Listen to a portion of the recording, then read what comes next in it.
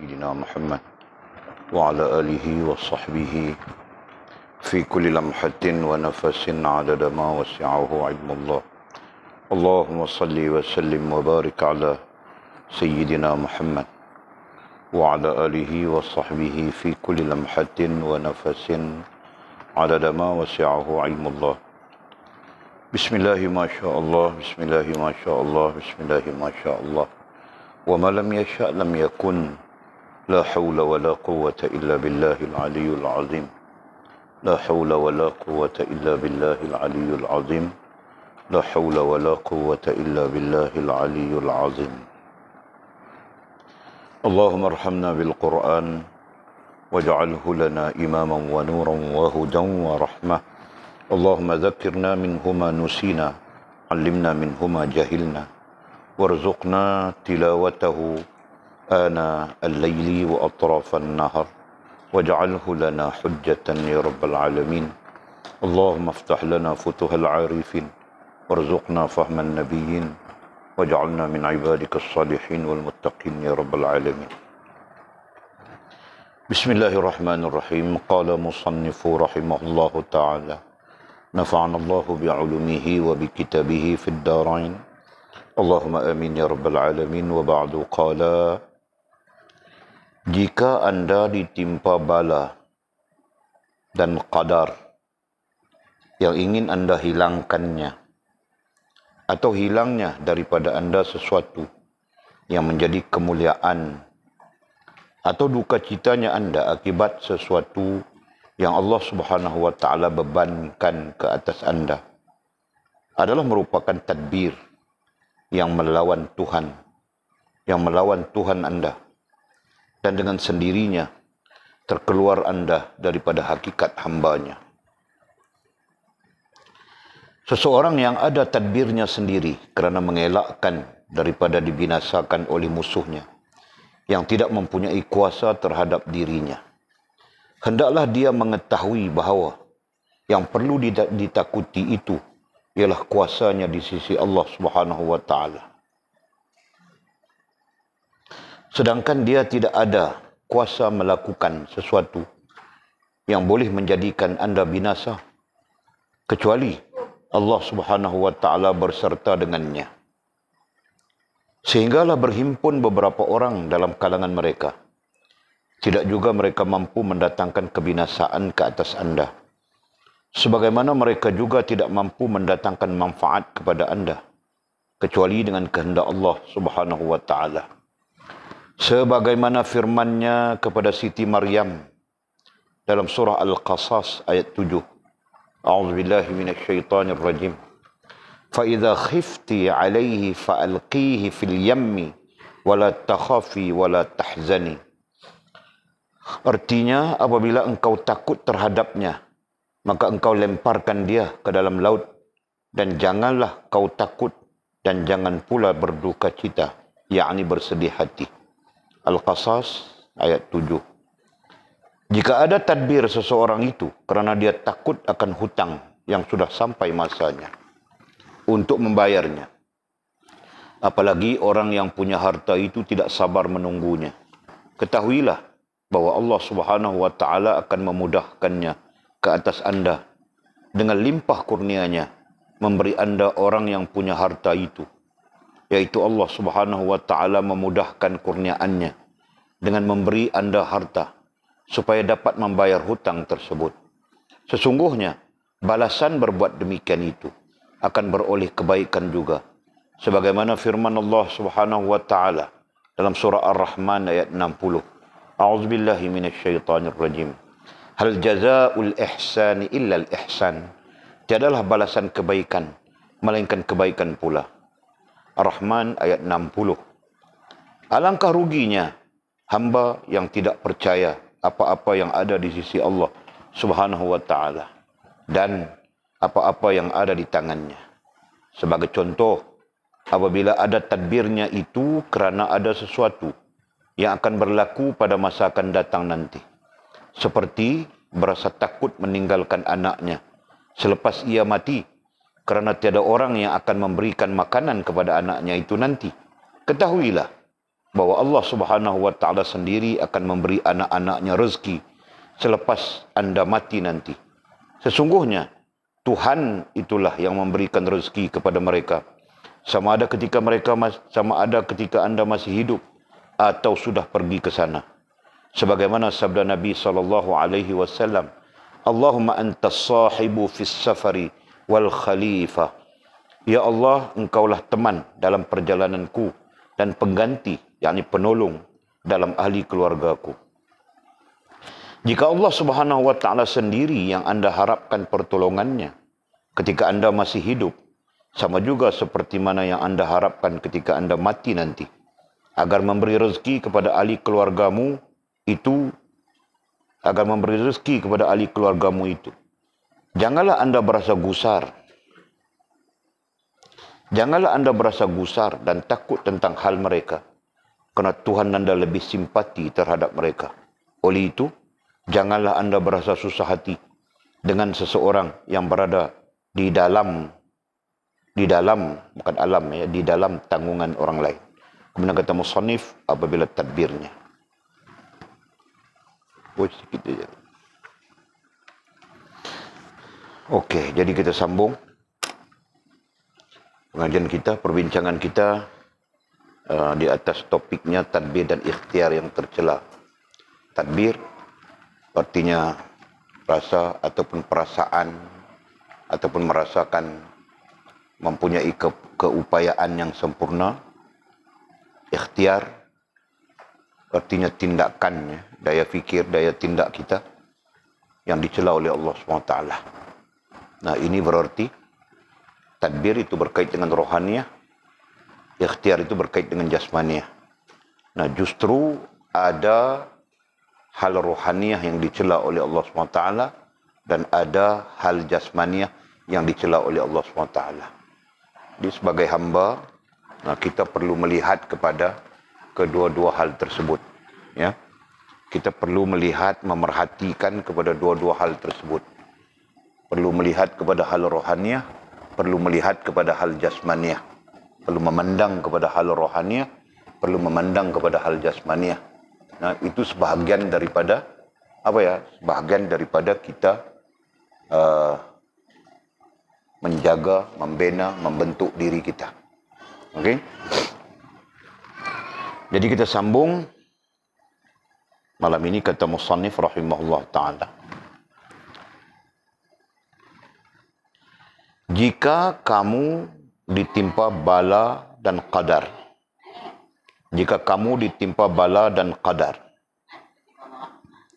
yang ingin kamu hilangkannya. Nah, ini berkaitan dengan orang yang berhadapan dengan bala ataupun orang yang berdepan dengan qadar. Hakikatnya takdir itu. Ya. Musannif menyebut perkataan qadar saja. Nah, hakikatnya takdir. Ya. Jadi bala itu kita bincang sudah, bahawa bala itu ada kalanya disebut sebagai musibah, ada kalanya bencana, ya kan? Dan pada keseluruhannya disebut ujian.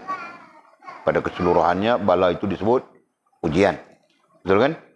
Nah, okey. Jadi jika kita ditimpa bala dan takdir, ya, nah ini berarti dalam padang takdir kita, nah ada hal-hal yang yang bersifat, yang kita sebutkan tadi, bersifat bala, bersifat bencana, bersifat musibah, kan? Nah, kemudian yang ingin Anda hilangkan, kemudian apabila itu berlaku, nah sudah tentu kita ingin hilangkan. Sudah tentu kita ingin terlepas daripada bala, daripada bencana ataupun daripada musibah itu. Ya kan? Nah, itu adalah tabiat, itu adalah bagian daripada tabiatnya makhluk. Siapapun, harimau sekalipun, gajah sekalipun. Nah, ketika dia berdepan dengan musibah, ketika dia berdepan dengan bala, ketika dia berdepan dengan bencana, dan dia pun akan cuba untuk melepaskan dirinya daripada hal tersebut. Kan? Nah, itu satu keadaan. Keadaan yang kedua, atau hilangnya daripada anda sesuatu yang menjadi kemuliaan. Keadaan yang kedua, mungkin hilang sesuatu daripada kita. Hilang harta kah? Hilang anak kah? Nah, hilang apa saja yang mana perkara itu menjadi kemuliaan. Ya? Menjadi kemuliaan. Atau duka citanya anda. Ya? Ini atau kemudian ya. Nah, jadi kita sebut yang kedua dulu tadi. Keadaan yang kedua. Atau hilangnya daripada kamu sesuatu yang menjadi kemuliaan. Nah, mungkin hilang pangkat kita. Pangkat kita imam besar, tiba-tiba dilucutkan daripada menjadi imam besar. Karena sesuatu hal misalnya. Atau pangkat kita apa. Walaupun tidak tahu mau menyebut pangkat-pangkat ini ya. Nah, jadi itu keadaan yang kedua. Nah, atau keadaan yang ketiga. Atau duka citanya kamu akibat sesuatu yang Allah SWT bebankan ke atas kamu. Ya. Atau kita berduka cita. Kenapa? Kerana Allah SWT bebankan. Nah, ini terkait dengan apa ya? Responsibility, terkait tanggungjawab. Ya kan? Jadi mungkin Allah bebankan kita dengan anak misalnya. Ya kan? Jadi kita terbeban di situ dengan anak, dengan istri, dengan itu, dengan ini misalnya. Nah, jadi bagaimana kita mau melepaskan? Nah, itu isunya. Bagaimana kita mau melepaskan atau menghilangkan atau membebaskan diri kita daripada yang kita sebutkan tadi, daripada bala ataupun takdir. Ya, ataupun membebaskan kita daripada hilangnya sesuatu kemuliaan daripada kita, menghadapinya bagaimana, itu kan? Dan atau yang ketiganya, bagaimana membebaskan atau menghilangkan duka cita kita akibat daripada sesuatu yang dibebankan oleh Allah SWT ke atas kita. Jadi ada 3 hal di situ, perhatikan ya. Mana tahu kan 3 hal itu sebenarnya berlaku kepada kita. Langsung tidak langsung. Ya. Nah, Walid ulang sebut. Jika kamu orang mau notakan. Pertama, keadaan pertama ialah bagaimana kita mau menghilangkan bala, bencana, musibah ataupun takdir yang berlaku ke atas kita. Nah, itu pertama. Walid tulis ya. Mudah-mudahan Walid pun ingat.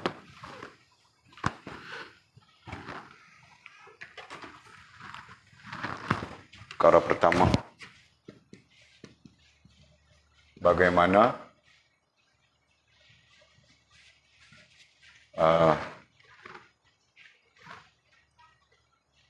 tindakan kita untuk menghilangkan bala atau bala atau musibah saja, ringkasnya ya. Yang menimpa kita.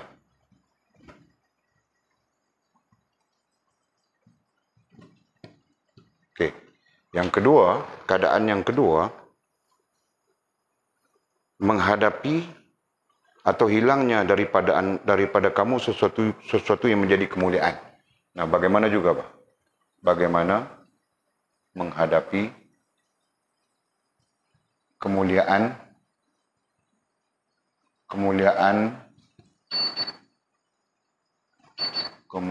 ya, diri yang hilang. Nah, keadaan ketiga,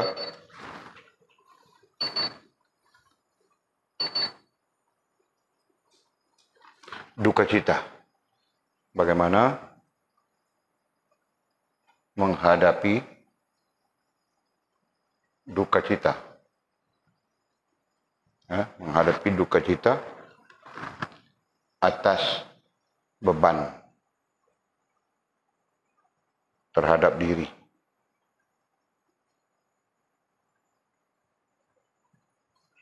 Nah, jadi kita perbaharui ayat saja.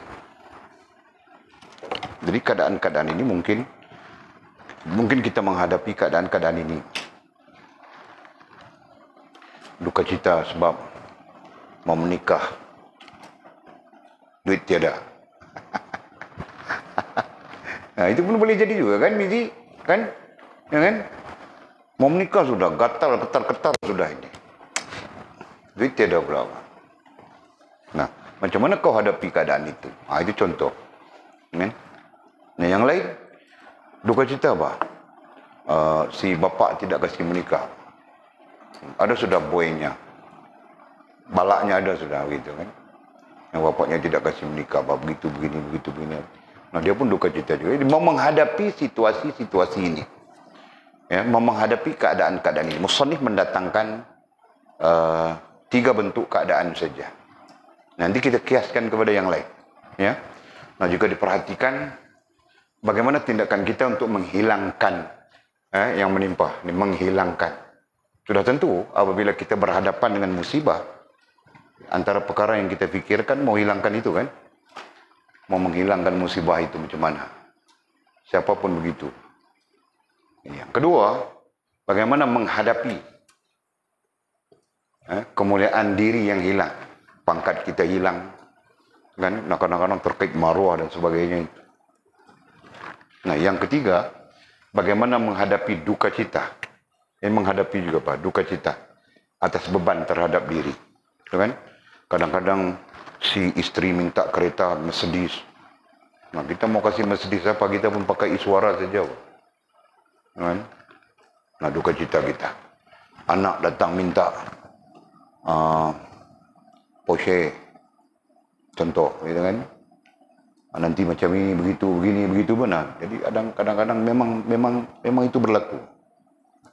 So, daripada 3 keadaan yang dibentangkan oleh musannif kepada kita, bagaimana kita mau menghadapinya? Nah, itu persoalan. Ya.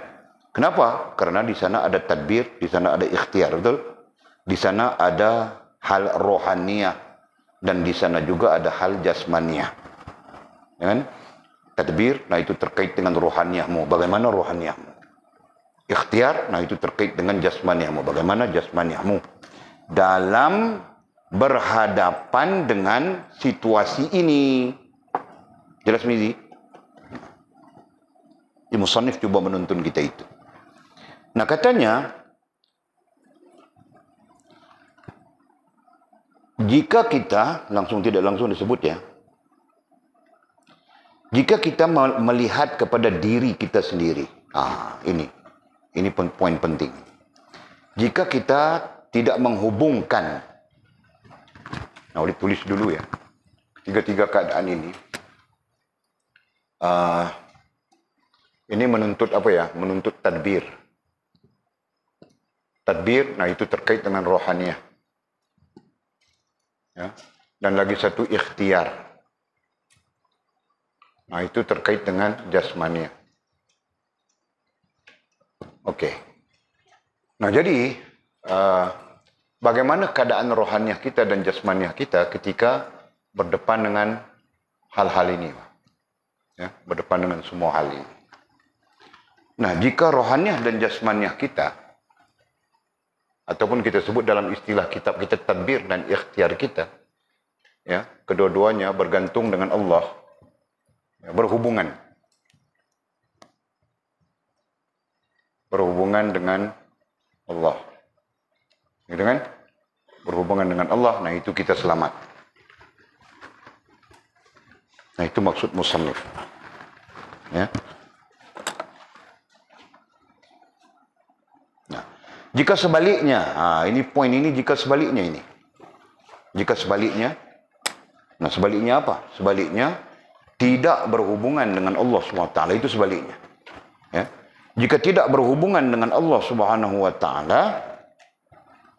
adalah merupakan tadbir yang melawan Tuhan kamu. Itu. Paham tak? Sudah nampak tak?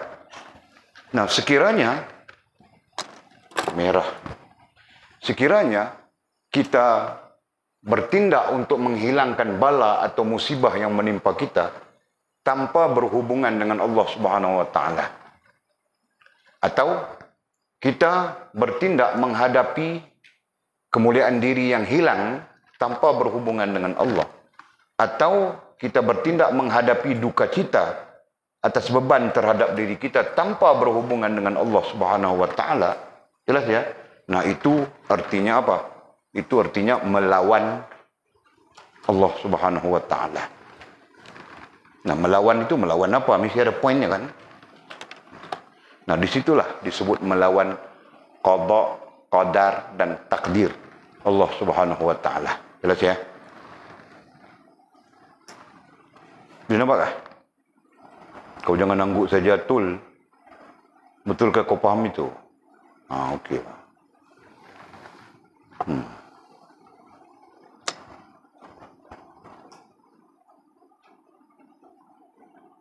Adalah merupakan tadbir yang melawan Tuhan anda katanya. Tadbir berarti kita sebut sudah tadi rohaniah kita ya. Jadi kita ringkaskan pemaknaan tadbir itu menjurus ke rohaniah. Berarti rohaniah kita itu melawan Tuhan kamu. Kita melawan Tuhan. Melawan apa? Melawan qada, qadar dan takdirnya. Kenapa? Karena kita tidak berhubungan dengan Allah Subhanahu wa taala. Nah, itu rentetan daripada kita berbincang di atas sana sudah. Kan? Tentang tadbir yang dicela oleh syara'id. Nah, ini kan paragraf di atas saja. Setiap tadbir mewakili rohaniah yang menjadikan kamu lupa kepada Allah SWT dan suruhan-suruhannya dan menegah kamu daripada berbuat ibadat kepadanya yang dicela oleh syarak, sama ada ahli keluargamu maupun harta bendamu. Nah, itu dicela oleh syarak. Jadi tadbir yang membawa kita bercanggah dengan Allah SWT, bercanggah dengan syarak istilahnya di sini. Syarak adalah ketetapan Allah SWT. Syarak adalah iman, Islam dan ihsan. Itu lebih mudah kita faham kan? Nah, yang membawa kita bercanggah dengan iman, Islam dan ihsan, sama ada terkait keluarga kita, terkait harta benda kita. Nah, itu merupakan tadbir yang tercela atau rohaniah yang tercela. Betul? Nah, jadi sekarang kita jumpa sudah di bawahnya. Jadi bagaimana kita menghadapinya? Nah, kita perlu menghadapinya dengan membaguskan, membaikkan hubungan kita dengan Allah SWT. Begitu. Nah, sekiranya kita tidak membaikkan hubungan kita dengan Allah SWT, sebaliknya, kita tidak berhubungan dengan Allah SWT, nah itulah yang dimaksudkan dengan melawan Tuhan. Nah, melawan Tuhan itu apa? Melawan qada, qadar dan takdirnya. Nah, nanti kemudian musannif menyebut melawan takdir saja.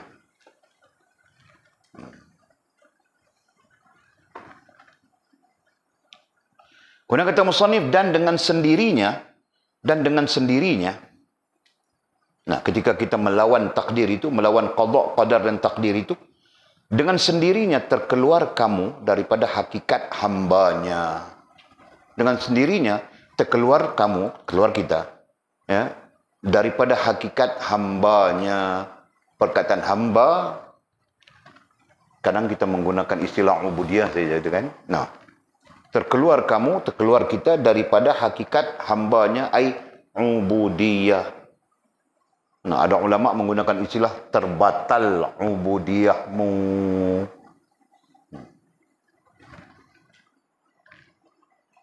Nah, apa maksud terbatal ubudiyahmu?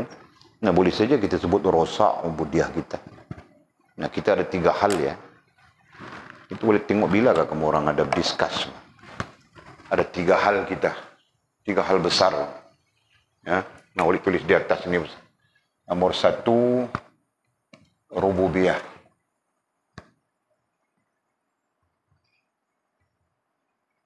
Nah, nomor 2, uluhiyah. Nomor 3, ubudiyah. Ya. Ini kalau kita lihat dari perspektif tauhid, Imam Abu Mansur Maturidi menggunakan ini. Ya. Nah, kita melihat dari perspektif tasawuf saja. Nah, rububiyah ini terkait dengan fitrah bertuhan. Ya, ini terkait dengan fitrah beragama. Ini terkait dengan fitrah kehambaan. Nah, gitu kan? Nah, disebutkan di situ apa ya? Apa istilahnya? Dengan sendirinya terkeluar kamu daripada hakikat kehambaan. Nah, terkeluar berarti batal ini. Sedangkan kehambaan itu ya bermaksud apa ya? Menjalankan agama kerana Tuhan. Betul. Yang dimaksudkan dengan kehambaan itu adalah menjalankan agama. Itu paling ringkas ya. Tafsiran paling ringkas. Menjalankan, melaksanakan agama. Nah, kemudian disebut taat dan patuh bla bla bla bla. Panjang ceritanya. Ya, jadi tidak ada ubudiyah yang tidak menjalankan agama. Paham tak? Nah, semua ubudiyah itu bersabit dengan menjalankan urusan agama. Jelas miri? Nah, sembahyang pun tidak, puasa pun tidak, itu tidak, ini tidak, ini itu berarti dia tidak menjalankan perintah agama, urusan agama. Maka itu dengan sendirinya tidak ada ubudiyah, gitu kan? Nah, jika tidak ada ubudiyah, maka tidak ada uluhiyah. Jika tidak ada uluhiyah, maka tidak ada rububiyah. Jelas ya? Nah, jika tidak ada rububiyah, berarti kau sebenarnya tidak bertuhan. Kau syirik saja. Begitu. Ya, kesimpulannya begitu. Okey, boleh nampak kah? Kasih paham betul di sini ya. Kita di peringkat-peringkat memahami isu-isu kerohanian secara halus sudah ni. Nah, ulit ulang. Adalah merupakan tadbir melawan Tuhan. Kenapa tadbir melawan Tuhan? Tadbir kemudian kita sebut isu rohaniah. Nah, rohaniah kita sebenarnya melawan Tuhan, bercanggah dengan Tuhan. Bercanggah dengan Tuhan bagaimana? Nah, kemudian apa yang terjadi? Percanggahan dengan Tuhan itu menyebabkan dengan sendirinya terkeluar kamu daripada hakikat hambanya. Terkeluar kita daripada hakikat ubudiyah. Nah, apabila terkeluar kita daripada hakikat ubudiyah, nah rosak kita di situ sudah. Dengan kita berada di dalam satu kerosakan yang besar. Pahamkah tu? Nah, kemudian para ulama memberi pencerahan dengan mengatakan, apabila keluar kita daripada ubudiyah, berarti diri kita tidak diterima oleh Allah SWT. Nah, itu pengertiannya. Apabila kita terkeluar daripada ubudiyah. Nah, istilah terkeluar itu, kebanyakan ulama menggunakan apa ya? Batal ubudiyah. Ya. Nanti dalam kitab-kitab besar kita belajar. Contohnya Risalah Qusyairiyah. Di dalamnya musannif menggunakan istilah batal ubudiyah. Nah, jadi kita pakai saja. Ya, terkeluar atau batal ubudiyah kita berarti tidak ada pengabdian diri dia daripada kita. Atau pengabdian diri kita tidak sah. Nah, begitu. Ya kan? Nah, ketika tidak ada pengabdian diri, ketika pengabdian diri kita tidak sah, berarti Allah tidak menerima diri kita. Ketika Allah tidak menerima diri kita, apa mungkin Allah menerima amalan kita? Nah, itu pertanyaannya. Pertanyaan itu adalah pertanyaan kerohanian. Pahami, Zi? Paham ya? Allah tidak menerima dirimu, apa mungkin Allah menerima amalmu? Paham, Lina? Allah tidak menerima dirimu, Lina. Apa mungkin Allah menerima amalmu? Nah, jadi kita ada jawapannya sudah. Jadi situasinya sama saja manusia dengan manusia.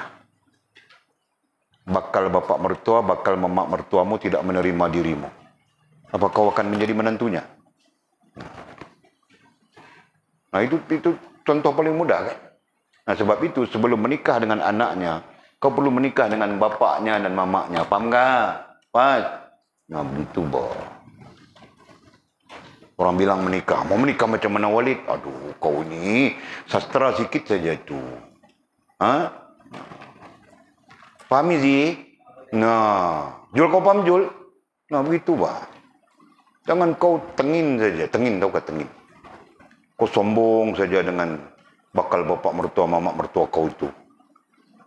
Dengan kau tanya, mamak suka makan apa, Mak? Suka makan murtabak hari-hari, kau hantar murtabak. Lagi, suka minum teh tarik Apa? Teh tarik mengigau. Hari-hari kau hantar teh tarik mengigau. 3 bulan, dia kena kencing manis, mati cepat. Faham? No. Nah, Walid kiaskan saja dalam hal manusia dengan manusia. Maha suci Allah SWT daripada sifat makhluk. Tapi andaian kita begitu juga kan? Nah, jika Allah tidak menerima diri kita, mana mungkin Allah menerima amalan kita? Apalagi amalan kita ini jauh. Terlalu jauh bahkan mau banding dengan orang-orang saleh yang Allah SWT muliakan mereka. Orang-orang saleh yang Allah memberikan gelar radhiyallahu ta'ala anhum wa radu'an. Jauh langit dengan bumi kita. Faham tak?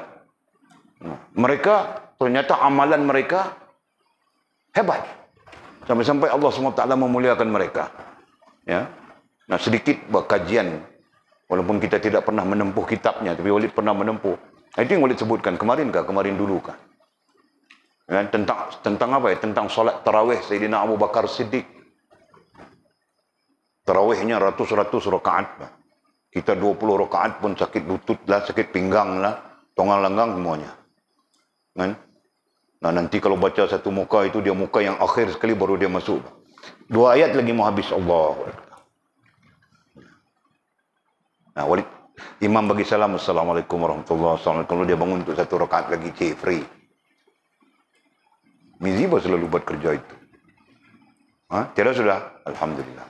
Soleh sudah ya? Alhamdulillah. Contoh ya. Nah, kita Ummu Salamah radhiyallahu taala anha diriwayatkan dia solat tarawih saja beratus-ratus rakaat. Kan? Kita masih di sini masih berdebat dengan Wahabi itu 8-20 bid'ah. Nah, itulah amalan mereka, paham tak? Jadi amalan mereka begitu hebat. Hubungan mereka dengan Allah SWT pun hebat. Nah, kerana itu Allah menggelarkan mereka radhiyallahu ta'ala anhum wa radu'an. Faham tak? Nah, kita yang amalan saja pun jauh langit dengan bumi. Nah, bayangkan diri kita tidak diterima oleh Allah SWT. Bayangkan. Fikirkan. Paham, Fas? Nah. Belum kira dosa lagi. Macam-macam dosa ada. Dosa mata, dosa telinga, dosa itu, dosa ini. Dosa di pikiran lagi, Mizi. Kan? Nah, macam-macam dosa ada. Allah, Masya Allah. Sedang diri kita tidak diterima oleh Allah Jul. Ya? Paham tak? Apa mungkin begitu? Ya. Al-Quran menjelaskan kepada kita banyak tempat. Ya kan? Dan semalamkah kita baca ayatnya? Antara ayatnya itulah. Tanda Allah SWT tidak terima. Ya kan? Apa ayat ini? Innal ladzina amanu thumma kafaru thumma amanu thumma kafaru thumma izdadu kufran lam yakunillahu liyaghfira lahum wa la liyahdiyahum sabila. Itu tanda Allah tidak terima saja. Lam yakunillahu liyaghfira lahum. Allah SWT tidak akan mengampunkan dosanya. Tidak akan mengampunkannya. Wa la liyahdiyahum sabila. Dan Allah tidak akan menunjukkan kepadanya jalan untuk keluar daripada ruang likup keadaan dosa. Berarti dia terus berdosa. Berarti dia terus sesat. Nah, na'udzubillah, mudah-mudahan Allah pelihara kita. Walid sangat takut keadaan-keadaan begitu. Ya. Yang mudah-mudahan kita semua dipelihara oleh Allah SWT. Jadi itu realitinya. Jadi perjuangan apa yang disebutkan ya, perjuangan seorang hamba. Perjuangan kita, ya. Perjuangan kita antara lain adalah untuk membina kehambaan. Itu perjuangan kita. Bukan soal Allah, bukan soal agama, itu hal kemudian. Tapi yang lebih utama adalah membina kehambaan. Nah, nanti kehambaanmu itulah yang akan menghubungkanmu dengan agama. Kehambaanmu itulah yang akan menghubungkanmu dengan Allah Subhanahu wa taala. Paham tak? Jadi Walid kena membina kehambaan kasih betul.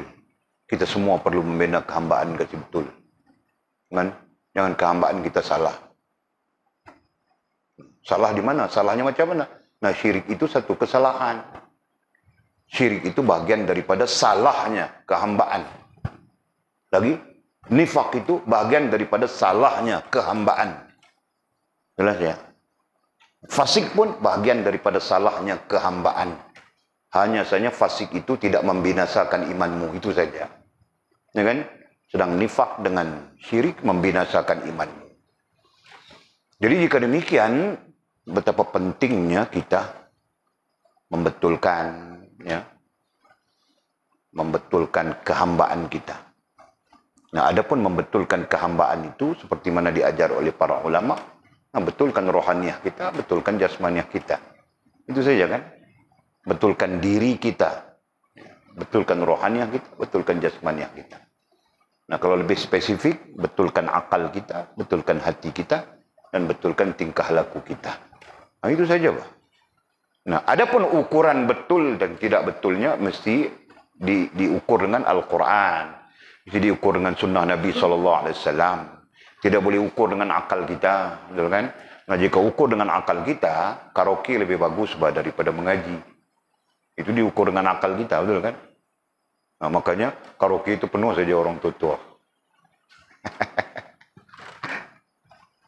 Yang murid heran orang tua-tua, Pak. Aduh.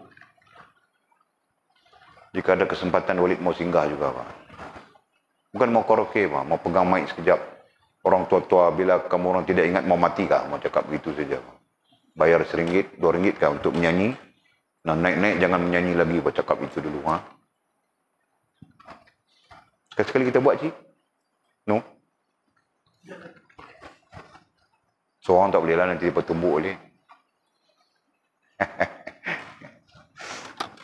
Allah ya Allah. Okey. Nah, jadi jelas ya. Fakta pada paragraf ini boleh faham semua ya. Faham kah? Faham kah, Lina? Faham kah, Fas?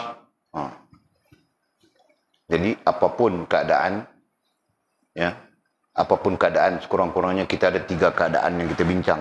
Nah, semua keadaan itu perlu dirujukkan ataupun perlu berhubungan dengan Allah SWT. Kenapa? Nanti kita tanya, kenapa kita perlu berhubungan dengan Allah SWT? Jika tidak berhubungan nanti apa ya? Nanti kehambaan kita tertolak, kehambaan kita rusak dan sebagainya. Kenapa? Pertanyaan itu mungkin timbul, Pak. Kan? Kerana kita tidak mempunyai daya dan upaya apapun pada hakikatnya. Lasmidi. La haula wa la quwwata illa billah. Semuanya daripada Allah SWT. Kita tidak punya daya apapun. Bahkan daya itu pun dengan izin Allah SWT. Ya. Yang kita sebutkan sebagai daya fikir, kita sebutkan sebagai daya tindak, atau istilah induknya ikhtiar, ikhtiari. Nah, semua itu dengan izin Allah SWT. Tidaklah bermakna kita perlu diam, tidak melakukan apa-apa. Nah, itu qadariyah, itu jabariyah. Ya kan? Nah, adapun akidah kita, pergantungan itu satu hal. Pergantungan, berhubungan, hubungan itu satu hal. Kemudian perhubungan itu satu hal yang lain. Gitu kan? Jadi kiasannya macam kita makan ubat juga. Makan ubat itu satu hal. Tapi meyakini Allah memberi sakit, Allah memberi sihat itu satu hal. Betul kan? Satu hal dan hal yang berbeza dari sudut rohaniah dan jasmaniah. Meyakini Allah SWT memberi sihat sakit, memberi sembuh, sebagainya, itu hal rohaniah.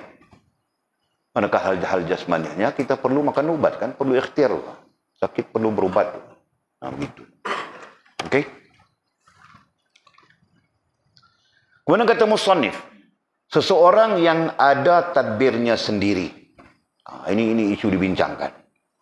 Seseorang yang ada tadbirnya sendiri. Jadi perkataan yang menjadi perbincangan kita adalah tadbirnya sendiri. Nah, ini bermaksud dia meyakini dirinya sendiri. Ya, dia bergantung dengan dirinya sendiri. Dia melihat kepada keupayaan dirinya sendiri. Nah, bukan keupayaan lagi sana. Dia merasakan keupayaannya sempurna. Gitu kan? Nah, itu. Seseorang yang ada tadbirnya sendiri kerana mengelakkan daripada dibinasakan oleh musuhnya. Ya kan?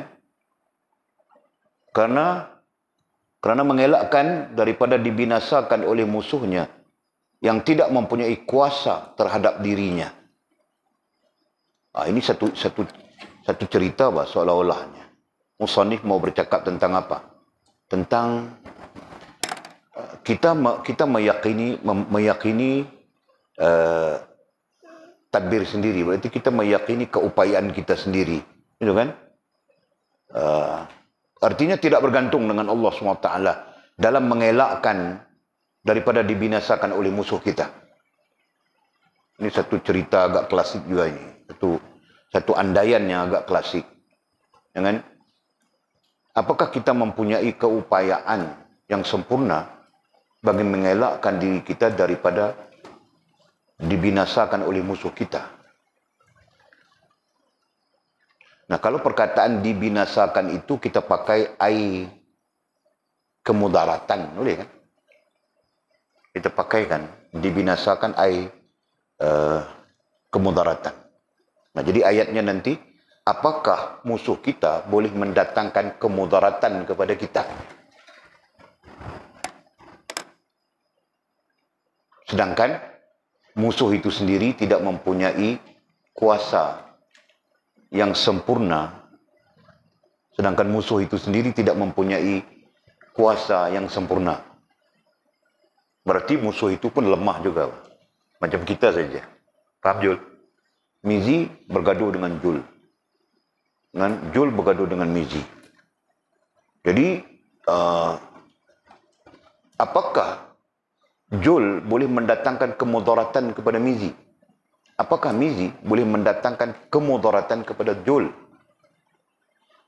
Jika tidak dengan izin Allah Subhanahu Wa Taala. Faham tak ayatnya? Ya kan? Nah, bukan kemudaratan, manfaat pun tidak boleh. Tahukah? Mizi tidak boleh mendatangkan manfaat kepada Jul. Jul tidak boleh mendatangkan manfaat kepada Mizi. Bukan manfaat, bukan kemudaratan, bahkan manfaat pun tidak boleh. Lalu apa? Melainkan dengan izin Allah SWT. Itu jelas sudah kan? Nah, jadi ayat ini, ayat sebegitu dikiaskan tentang musuh. Apakah musuh boleh mendatangkan kemudaratan kepada diri kita? Padahal dia sendiri pun lemah seperti kita. Nah, itulah maksud musannif. Seseorang yang ada tadbirnya sendiri. Berarti dia bergantung dengan diri sendiri, keyakinannya, rasa dan perasaannya. Gitu kan? Meletakkan musuh boleh mendatangkan kemudaratan kepadanya. Padahal musuh itu sendiri pun lemah sepertinya. Nah, nanti kesimpulannya adalah tidak boleh. Musuh tidak boleh mendatangkan kemudaratan dan tidak boleh mendatangkan manfaat melainkan dengan izin Allah. Nah, itu keyakinan, itu akidah kita. Seperti ubat tidak boleh memberikan kesembuhan, betul kan? Melainkan dengan izin Allah Subhanahu Wa Taala.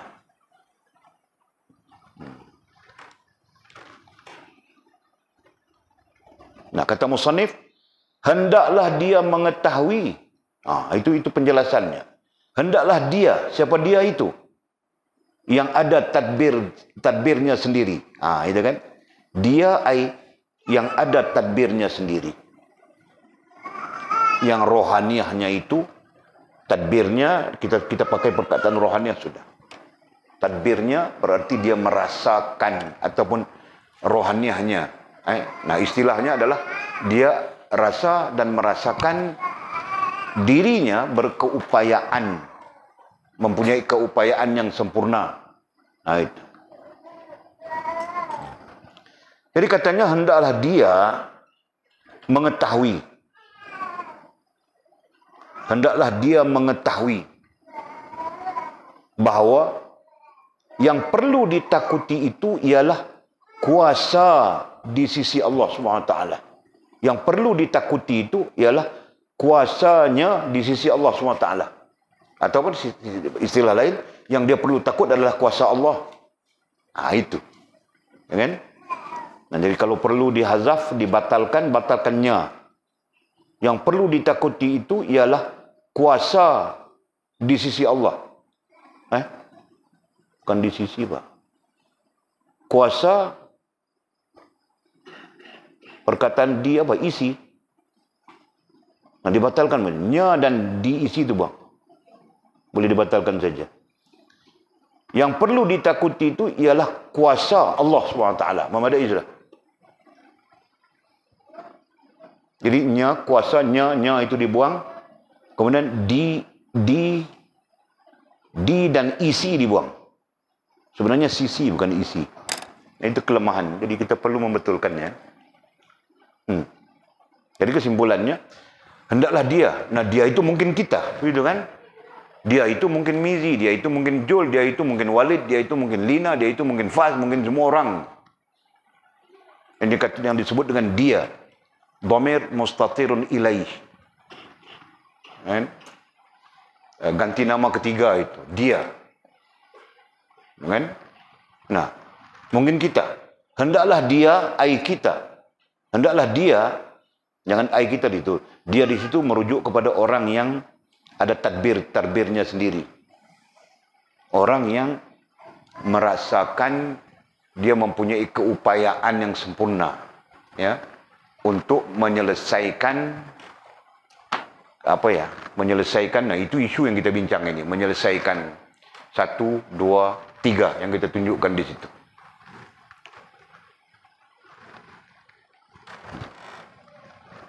Nah, jadi untuk orang itu, untuk dia yang seperti itu, nah mungkin kita yang seperti itu, nah mengetahui bahawa yang perlu ditakuti itu ialah kuasa Allah SWT.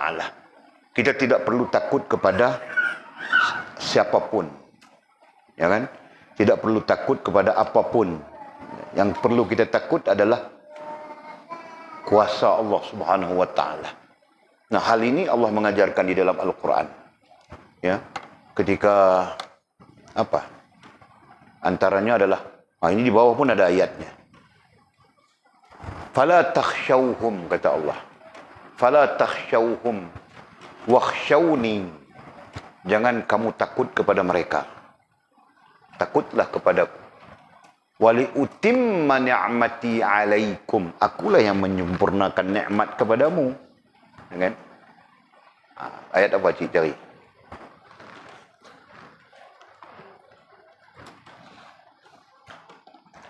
Nah, jadi di sana nanti ada takut secara tabiat. Contoh, kita pakai boot masuk ke dalam hutan. Kenapa? Nanti kita dipatu ular misalnya, gitu kan? Nah, jadi kita pakai pakaian keselamatan untuk berbuat sesuatu. Nah, jadi itu adalah takut yang tabi'i dipanggil. Faham tak? Nah, sedang kita bukan bercakap tentang takut yang tabi'i. Kita bercakap tentang urusan rohaniah kita. Ya. Kadang-kadang rohaniah kita tidak takut kepada Allah Subhanahu wa taala. Lebih takut kepada makhluk. Nah, itu isunya. Kan? Nah, dalam hal ubudiyah, khususnya dalam hal ubudiyah, rasa dan perasaan kita perlu bergantung penuh dengan Allah Subhanahu wa taala. Kalau istilah tauhid disebut i'tiqad, perlu berpegang teguh dengan Allah Subhanahu wa taala, betul kan? Berpegang teguh dengan agama. Nah, itu istilahnya tauhid. Nah, kita pakai istilahnya tasawuf. Nah, perlu berhubung, bergantung, ya kan? Nah, istilahnya nanti tawakal kepada Allah SWT. Itu yang kita perlu ajar diri kita. Okey? Jadi katanya, nah balik kita kepada ayat, hendaklah dia mengetahui bahawa yang perlu ditakuti itu ialah kuasa Allah SWT. Nah, kita perlu tahu itu. Perlu tahu dan perlu sedar itu. Ya. Perlu tahu dan perlu sedar itu. Jangan tahu saja tapi tidak sedar. Bukan kepada orang yang kita rasakan boleh mendatangkan mudarat atau manfaat. Bukan. Tidak perlu kita merasakan ataupun tidak perlu kita takut kepada orang ataupun makhluk dengan keyakinan mereka boleh mendatangkan kemudaratan ataupun kemanfaatan. Ya. Sebaliknya, yang perlu kita takut adalah kuasanya Allah SWT. Kenapa? Karena dengan kuasa itulah Allah boleh mendatangkan kemudaratan dan kemanfaatan kepada kita melalui makhluk. Begitu. Ya kan? Allah boleh mendatangkan mudarat melalui makhluk dan Allah boleh mendatangkan manfaat melalui makhluk. Tetapi makhluk itu sendiri tidak boleh mendatangkan mudarat dan manfaat melainkan dengan izin Allah Subhanahu wa taala. Ini tetap bahawa Allah Subhanahu wa taala lah yang mendatangkan kemudaratan dan kemanfaatan. Ya, mau ada keyakinan itu, kita perlu membina faham begitu dan keyakinan begitu. Jika tidak, kita mensyirikkan Allah Subhanahu wa taala saja. Mensyirikkan Allah dengan ubat, mensyirikkan Allah dengan makhluk, mensyirikkan Allah dengan itu, dengan ini. Ya kan? Nah, ini hal-hal sama saja, hal-hal apapun.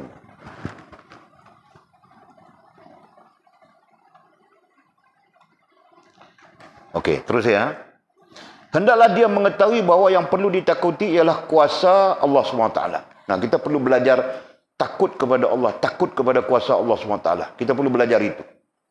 Ya. Sedangkan dia tidak ada kuasa melakukan sesuatu yang boleh menjadikan anda binasa. Sedangkan dia ini adalah musuh. Yang disebut musuh tadi. Sedangkan dia ai musuh. Makhluk. Ya. Sedangkan dia ai musuh. Kemudian aikan lagi makhluk. Tidak ada kuasa. Dhabitkan ya. Tidak ada kuasa ai yang sempurna. Dhabit itu. Sedangkan dia ai makhluk. Yang kita sebut musuh itu tadi, tidak ada kuasa yang sempurna. Tidak ada kuasa yang sempurna melakukan sesuatu yang boleh menjadikan kamu binasa.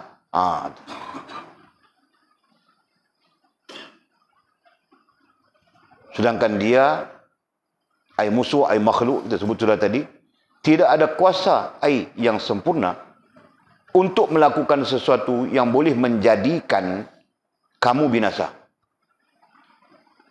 Tidak ada kan? Kecuali Allah Ta'ala berserta dengannya. Kecuali Allah SWT berserta dengannya. Allah SWT berserta dengannya itulah dipanggil izin. Nah, ini kita belajar sudah secara dasar konsep izin. Kan? Tidak berlaku sesuatu melainkan dengan izin Allah Subhanahu wa taala. Mana si abang? Abang dia mana? Ini abang dia. Dia berpegang saya. Okey. Konsep izin ya, kita tengok balik ya.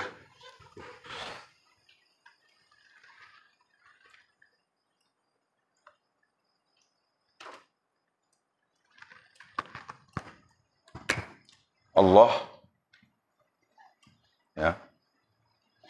Izin. Kemudian makhluk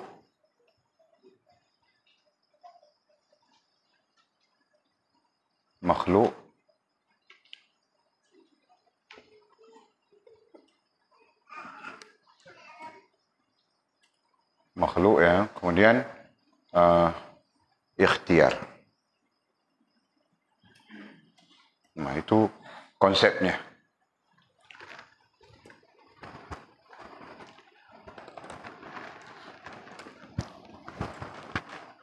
Itu boleh belajar sudah ya.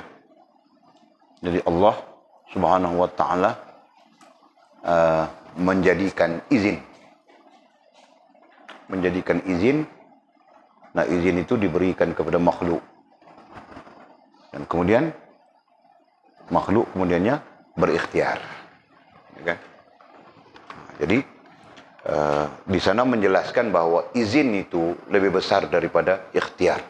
Maka selama-lamanya ikhtiar tertakluk kepada izin Allah SWT. Faham kah? Nah, begitu. Ada orang makan Panadol sebiji saja terus lega sakit kepalanya. Ada habis satu papan itu pun tidak lega sakit kepalanya. Faham kah? Nah, itu apa? Kenapa begitu? Yang ini bilang aku kena Panadol lega, kau ini bilang Panadol. Yang lain bilang makan Panadol habis satu papan sudah tidak lega, tidak sembuh sakitnya.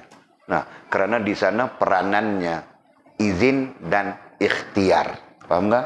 Nah, jadi apabila kita melihat izin selamanya lebih dominan ke atas ikhtiar, ya, izin selamanya lebih besar daripada ikhtiar. Nah, ketika kita ikhtiar, kita perlu bertakluk. Ini istilahnya tauhid. Kita perlu bertakluk, bergantung kepada izinnya Allah SWT. Nah, ketika kita bergantung dengan izin Allah, berarti kita bergantung dengan Allah SWT. Faham kah? Nah, itu konsepnya.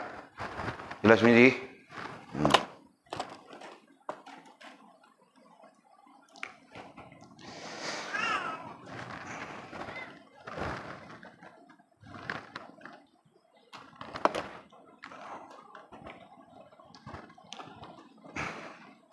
Okey.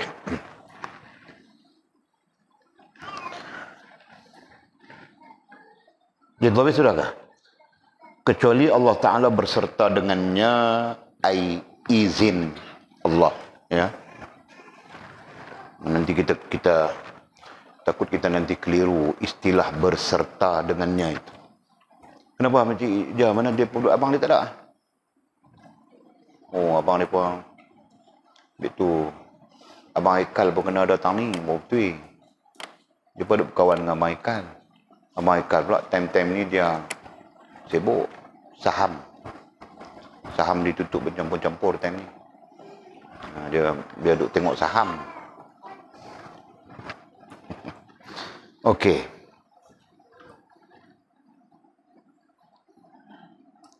Sabarlah, mudah-mudahan Allah Ta'ala bagi rahmat. No? Okey, terus. Sehinggalah katanya, sehinggalah berhimpun, ini penjelasan.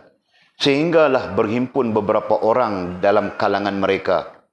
Dalam kalangan mereka ai manusia, ai jin, ai makhluk, gitu kan? Tidak juga mereka mampu mendatangkan kebinasaan ke atas kamu. Ya kan? Tidak mampu, tidak juga mereka mampu. Berarti tidak mampu mendatangkan kebinasaan ai kemudaratan. Nah, kita lazim menggunakan istilah itu, ya. Kerana kitab-kitab selalunya menggunakan istilah kemudaratan, kebinasaan, ya kan? Tapi jarang menggunakan kebinasaan. Kebanyakannya adalah kemudaratan. Nah, artinya makhluk berhimpun mereka untuk mendatangkan kemudaratan kepadamu. Tidak mungkin, bah, dengan izin Allah. Nah, begitu juga memberi manfaat kepadamu pun tidak mungkin, melainkan dengan izin Allah. Nah, ada ayat Al-Quran tentang itu. Ya kan? Gimana bunyinya? Sekejap, cari.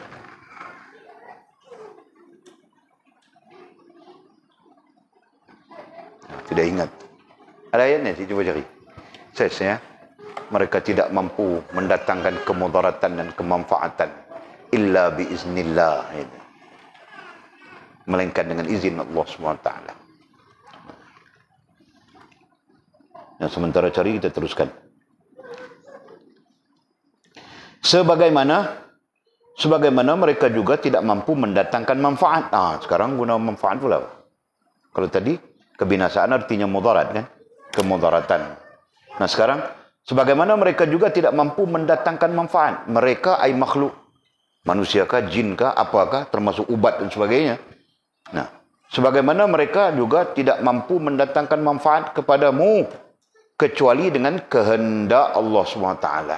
Nah, kecuali dengan kehendak. Nah, konsep izin itu termasuk di dalamnya kehendak, kuasa, dengan. Nah, nanti kita belajar dalam dalam tauhid, dalam kitab-kitab tauhid, konsep izin ini takluknya adalah qudrah dan iradah. Konsep takluk, kekuasaan Allah dan kehendak Allah Subhanahu wa taala. Kalau belajar kitab-kitab tauhid dalam bab takluk dipanggil. Ada yang takluk ilmu, ada yang takluk qudrah, ada yang takluk iradah. Begitu. Okey. Sebagaimana firman-Nya. Musannif merujukkan kita kepada firman Allah SWT, katanya, sebagaimana firman-Nya dalam kepada Siti Maryam binti Imran radhiyallahu taala anha dalam surah Al-Qasas ayat 7. Jumpa je ayatnya.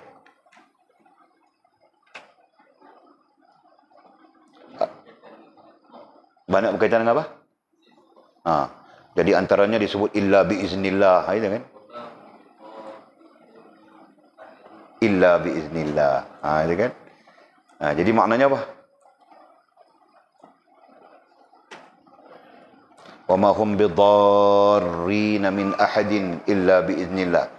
Tidak ada siapapun boleh mendatangkan kemudaratan kepada seseorang yang lain melainkan dengan izin Allah. Itu antara maknanya. Ayat apa? Surah apa? Baqarah 102. Al-Baqarah 102. Babitkan, itu di antara ayat-ayat yang boleh dirujuk terkait makna. Ada lagi? Baik, Al-Maidah. Alhamdulillah. Saham ditutup pencampur-campur.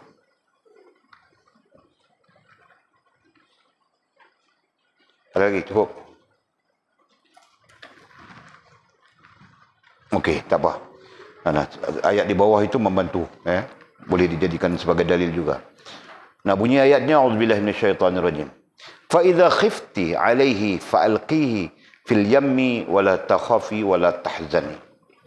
Apabila engkau takut terhadapnya, maka engkau lemparkan dia ke dalam laut, dan janganlah kau takut dan jangan pula berduka cita, yakni bersedih hati. Surah Al-Qasas ayat 7. Ayat ini berkaitan dengan Allah Subhanahu wa taala memberi peringatan kepada Maryam supaya jangan takut.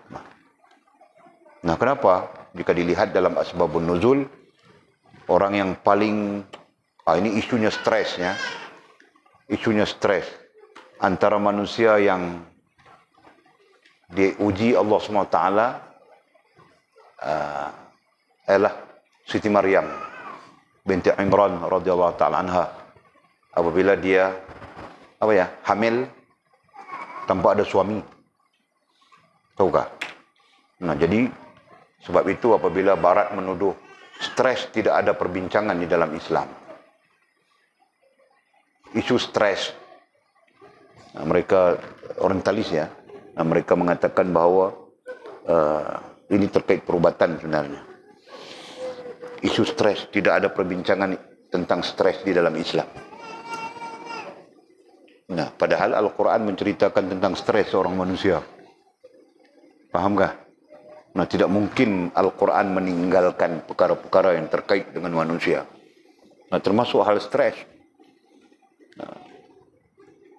Jadi orang yang dikemukakan oleh Allah SWT bernama Maryam binti Imran ini adalah terkait langsung dengan isu stres, betul kan? Stres dia. Macam mana, pertanyaan itu, pertanyaan ini. Stres dia. Dan apabila datangnya stres, dia jadi takut. Ya kan? Dia takut dengan itu, dia takut dengan ini, takut dengan macam-macam, dia takut. Kemudian Allah mewahyukan. فَإِذَا خِفْتِ عَلَيْهِ فَأَلْقِيهِ فِي الْيَمِّ وَلَا تَخَافِي وَلَا تَحْزَنِي. Itu antaranya ya. Boleh sebut dalam bukan secara khusus ya, secara umum asbabun nuzul tentang Siti Maryam binti Imran ini. Okey. Jadi Allah mengatakan kepadanya, apabila engkau takut terhadapnya. Mungkin ada sesuatu yang ditakut oleh Sayyidatina Maryam. Kita tidak merujuk langsung kepada asbabun nuzul, kan? Maka engkau lemparkan dia ke dalam laut dan janganlah kau takut. Itu yang perlu diambil. Janganlah kau takut dan jangan pula berduka cita, yakni bersedih hati. Jadi Allah mengingatkan kepada Maryam radhiyallahu taala anha supaya takut hanya kepada Allah. Jangan kau takut kepada makhluk, jangan kau berduka cita terhadap makhluk atau kau bersedih hati terhadap makhluk. Itu. Pengajarannya dari sudut itu saja ya. Jangan kita cuba-cuba menafsirkan tanpa kita melihat kepada asbabun nuzulnya. Jadi berdasarkan kepada dalil ini dan surah Baqarah yang kita baca tadi 102.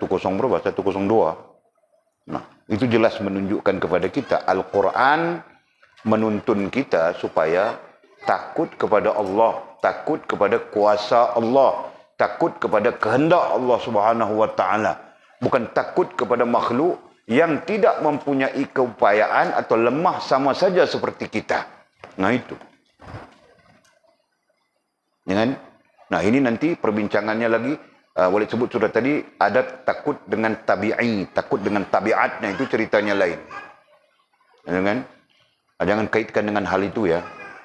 Nanti kita jadi qadariyah, jadi jabariyah, rusak kita. Betul kan? Nah, orang itu perogol bersiri. Nah, justru kita perlu takut kan?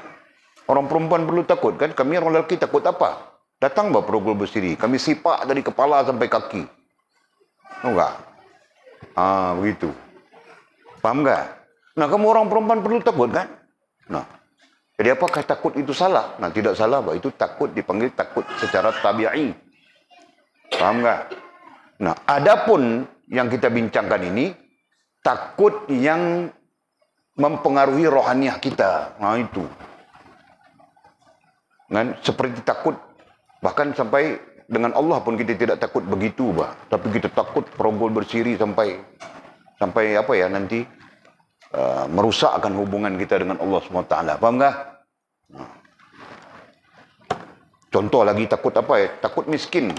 Takut susah, sampai sembahyang pun tidak. Nampak kan? Jadi takutnya itu sampai menyebabkan tidak melaksanakan perintah Allah SWT. Seperti itu yang kita bincangkan. Paham betul? Okey. Jika ada tadbir seseorang itu kerana dia takut akan hutang. Musannif kemudian memberi pencerahan ya. Jika ada tadbir seseorang itu. Nah, contoh, dia kasih contoh lagi ini. Tadbir seseorang berarti dia ada tadbir. Rohaniahnya merasa dan merasakan dia mampu menyelesaikan sendiri tanpa perlu bergantung kepada Allah SWT. Nah, itu terkait isu awal yang kita bincang tadi. Ya.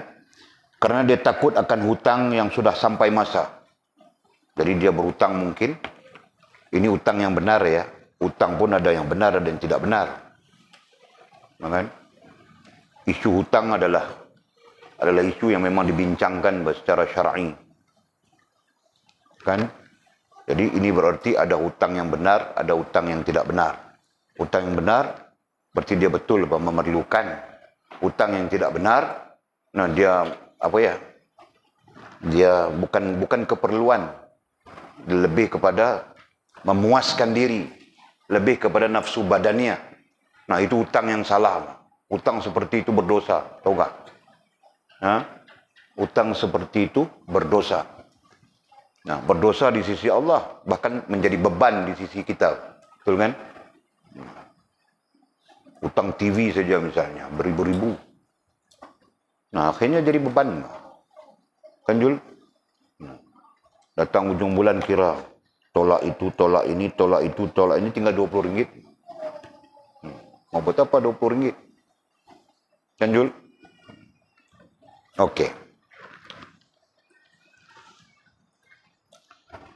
Jadi katanya, jika ada tadbir seseorang itu, tadbir ya, disebut, dia gunakan perkataan tadbir, berarti ada rasa berupaya. Ya kan? Gitu. Karena ia takut akan hutang yang sudah sampai masa untuk membayarnya. Dia titik di situ, kenapa ya? Hutang yang sudah sampai masa dia titik, salah kan? Nah, itu sebabnya kita boleh komen ataukah kita boleh kritik dia. Takut akan hutang yang sudah sampai masa untuk membayarnya. Jadi titik itu tidak pakai mizi. Kau ada titik kah? Ada juga kan? Nah, jadi dibatalkan titik itu. Nah, betul bah. Jika kamu orang tidak batal, nanti kamu orang baca macam itu juga. Salah itu kan? Nah, berarti Walid kritik sampai-sampai tulis pun Walid kritik sudah. Cara tulis tidak betul lah. Nah, kalau kitab klasik itu lain ceritanya. Zaman dulu-dulu mana ada kecanggihan, kan? Nah, sekarang ada kecanggihan sudah. Jadi kita kritik, titik itu salah, batalkan titik itu. Ayat itu salah, batalkan ayat itu. Jadi katanya sudah sampai masanya untuk membayar. Sudah sampai masa untuk membayarnya, hutang itu. Apalagi orang yang punya harta itu tidak sabar menunggunya. Nah, justru si orang yang memberi hutang. Dulu dia belajar apa? Dipanggil apa ya? Pemiutang. Belajar perdagangan tu. Walid belajar apa perdagangan tu kah? Nah, aku mau kasih tahu kamu orang, aku belajar semua dunia ini, aku belajar semuanya tu. Aku tidak belajar buat nuklear saja.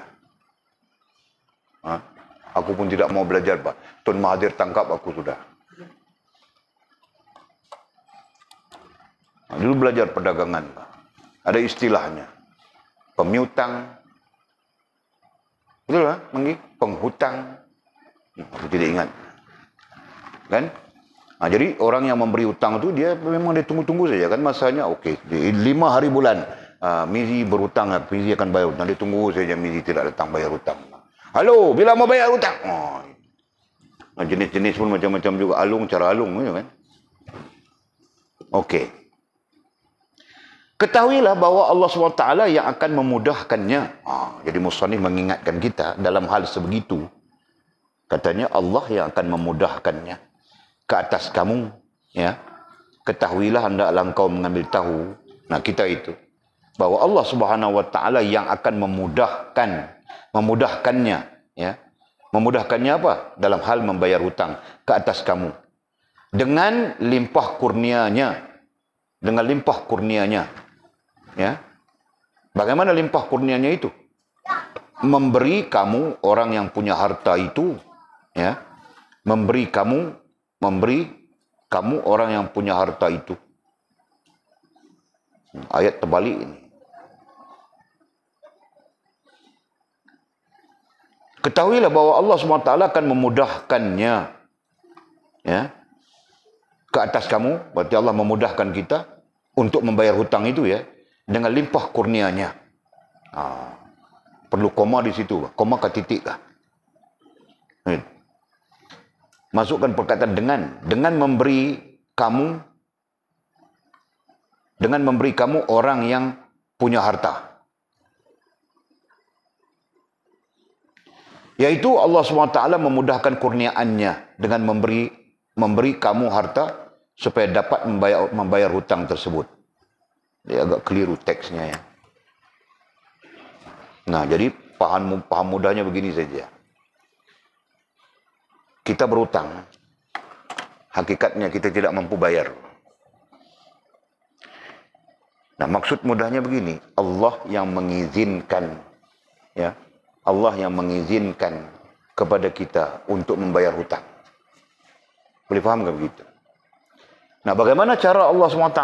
Ada 2 cara yang dibincangkan. Satu cara, Allah melimpahkan rezeki kepada kita, betul? Yang menyebabkan kita boleh bayar hutang. Yang lain, cara yang lain, nah Allah Subhanahu wa taala sama ada mendatangkan orang lain membantu kita, atau Allah melembutkan hati orang yang memberi hutang. Boleh faham tak? Boleh ada sesuatu yang tidak kena ni.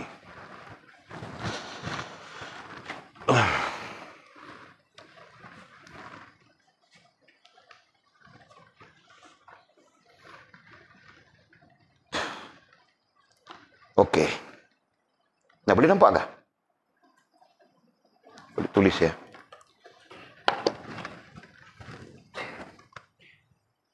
Tulis di mana? Ini selesai sudah kan? Nah, ini dasar yang kita sedang belajar. Ini kita padang.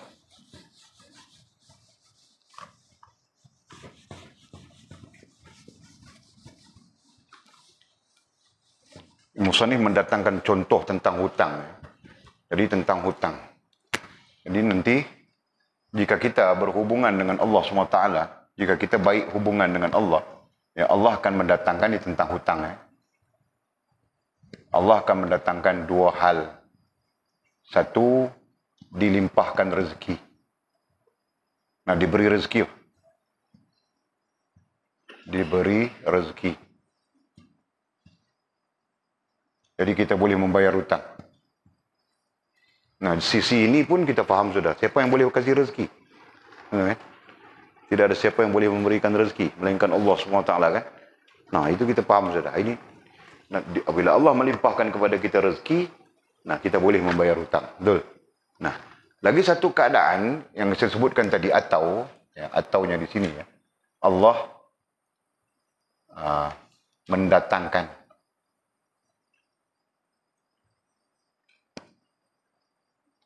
orang lain membantu,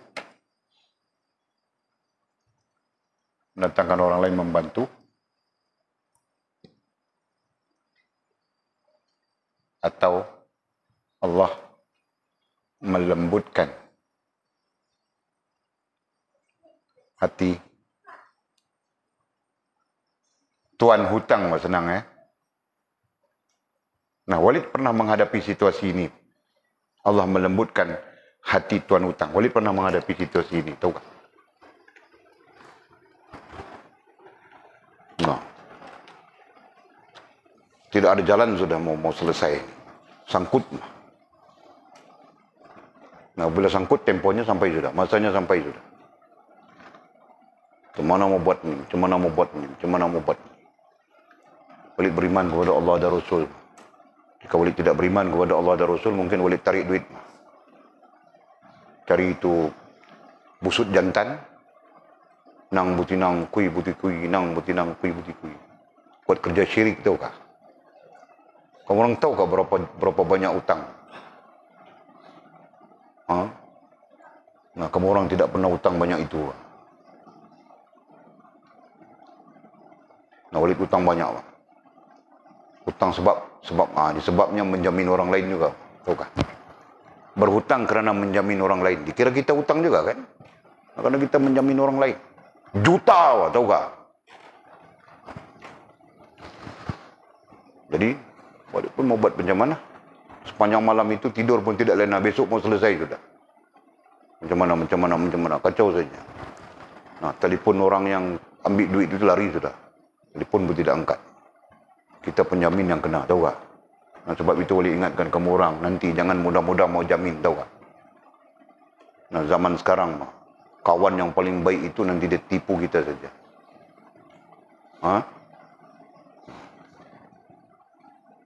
Okey. Walaupun sembahyang hajat malam itu, doa sembahyang hajat, doa lepas sembahyang. Nah, itulah bila kita kena musibah, kita dekat dengan Allah SWT, betul kan? Bila tidak ada musibah, kita lah yang paling jauh dengan Allah SWT. Nah, besoknya tuannya telefon. Orang yang kasih hutang tu telefon. Apa katanya? Encik jangan risau. Saya pun kebetulan nak kena berangkat ke luar negara. Nanti selepas balik ni, berapa bulan cik keluar negara? Dia kata dalam 2 bulan. Lepas 2 bulan nanti. Nah, 2 bulan. Tahukah? Siapa yang boleh buat begitu? Nah, boleh nampak saja. Allah Subhanahu Wa Taala punya kuasa. Padahal jika hutang tu RM50 pun tunggu, betul kan? Nah, dia bilang tidak apa. Jangan risau, jangan kelang kabut. Nanti dia besok dia kena berangkat keluar negara ajan. 2 bulan baru dia pulang. Nah, dalam tempoh sebulan lebih Walid call dia kasih tahu. Nah, duit ada sudah, bayar. Siapa boleh selesaikan itu? Nah, ketika itu Walid pun blank sudah. Mau cari siapa? Buta sudah Walid. Mati. Fikir itu saja. Tahu tak? Nah, Allah menyelesaikan mudah saja. Faham kami sih? Jadi, apa yang penting di situ? Yang penting di situ adalah hubungan baik kita dengan Allah Subhanahu Wa Taala. Fahamkah? Jadi benalah hubungan yang baik, yang terbaik dengan Allah Subhanahu Wa Taala. Jelas, Fas? Jangan tidak bangun solat subuh, Pak. Nah, lewat kadang-kadang aku pun lewat juga, Pak. Tahu. Jangan tidak bangun, Fas? Okey? Bangun-bangun Walid sedang mengajar sudah. Mau sembahyang kah? Mau lari kah? Mau macam mana kah? Lagi kelang kabut. Kesian buat kamu orang. Lama-lama kurus begitu. Okey. Jadi katanya begitu kan?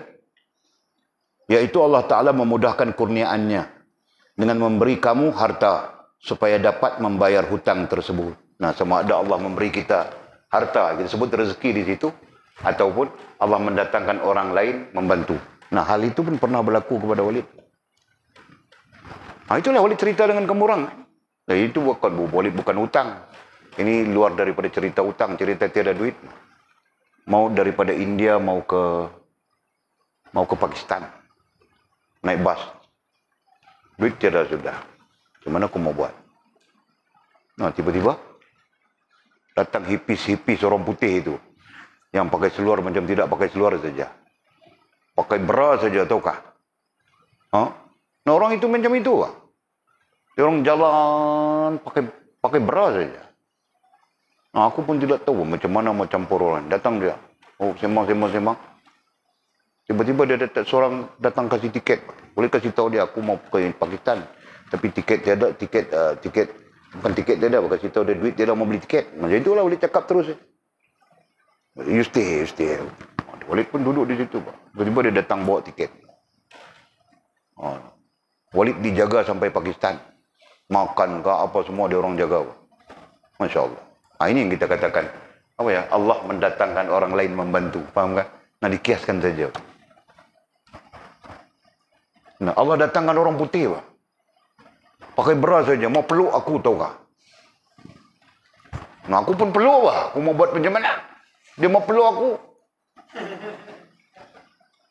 Tahu kah? Mau berpisah kan? Sampai di border di Pakistan, masuk dalam Lahore. Nah, mau berpisah, balik turun di situ, dia orang naik bas terus, dia orang peluk. Semua peluk, yang lelaki, yang perempuan semua peluk. Ya betul bah. Astagfirullah. Nah, aku cerita saja, Faz. Kau fikir kau ambil kesempatan kah? Aku labai bah, tahu kah? Ketika itu. Nah, Allah mendatangkan orang yang membantu.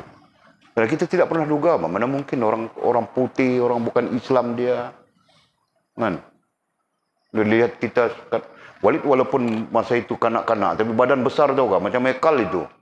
Tapi Walid handsome daripada Ekal lah. Kan? Badan besar, Pak. Tidak seperti umur 15 tahun, tahu kah? Orang tengok macam 20 kah, 18 kah, macam itu. Tapi orang putih jaga Walid, Pak. Kau tahu kah daripada Delhi, New Delhi, India, mau sampai ke Wagah, Lahore, Pakistan itu berapa hari? Nah, sepanjang itu dia orang jaga Walid saja. Makan kah, apa kah? Dia pun sampai kasih tahu ini halal. Ya, dia cerita dia beli ayam ini daripada kedai Muslim. Dia tunjuk apa kedai. Dia pun tengok, oh betul. Kan? Baru Walid makan, tahu kah? Ada orang jaga sampai begitu. Hakikatnya bukan dia orang yang menjaga, Allah yang memasukkan di dalam hati mereka, ya, untuk menjaga kita. Paham kan? Nah, itu yang Walid tulis. Allah mendatangkan orang lain membantu. Allah berkuasa, Allah Maha berkuasa, ya. Okey.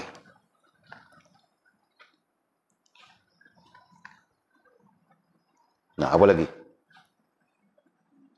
Sesungguhnya balasan berbuat kebaikan itu akan beroleh kebaikan juga. Nah, kemudian Musannif mengingatkan kita, berbuat baiklah. Ya, seolah-olah Musannif mengingat kita berbuat baiklah. Kenapa? Karena balasan berbuat kebaikan itu akan beroleh kebaikan juga. Nah, dalam hal ini kebaikan yang paling besar, ya, dalam hal perbincangan kita, kebaikan yang paling besar adalah hubunganmu dengan Allah Subhanahu wa taala.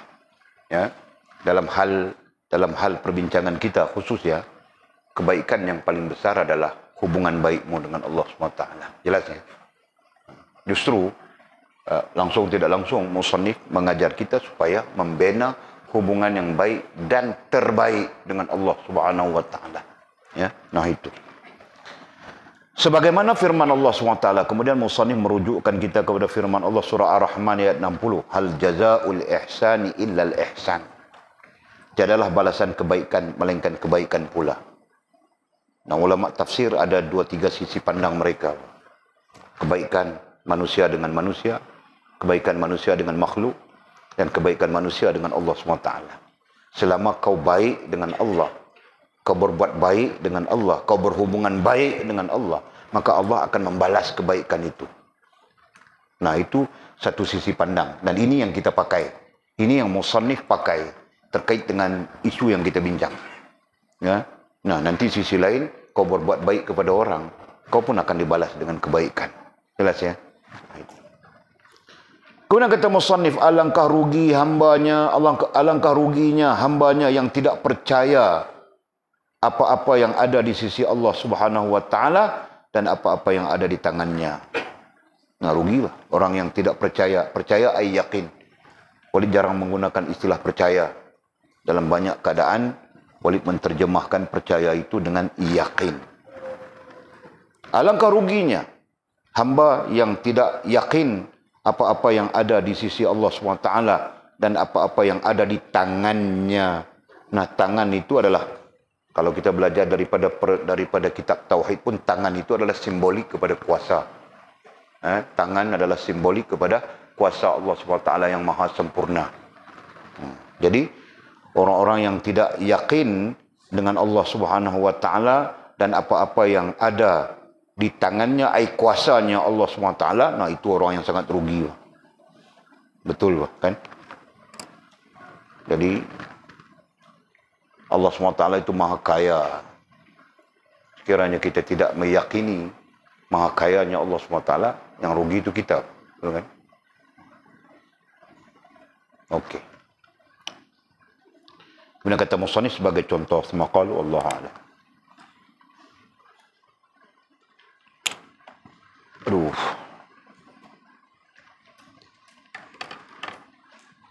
Ada soalan kah? Esok pagi belajar ya? Pagi esok mengaji. So kita apa-apa pagi? Fiqh. Fathul Qarib. Ada soalan kah? Tidak.